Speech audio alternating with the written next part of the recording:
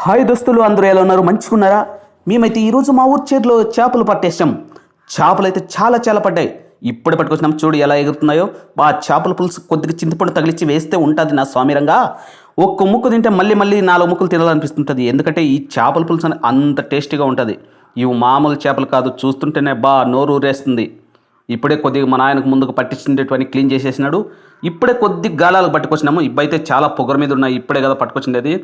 చూస్తుంటేనే విని వేసేద్దామనే తరలు చూస్తున్నాయి. అబ్బా అబ్బో కండ్ల నిండా కొట్టేసేసి ఇదేదో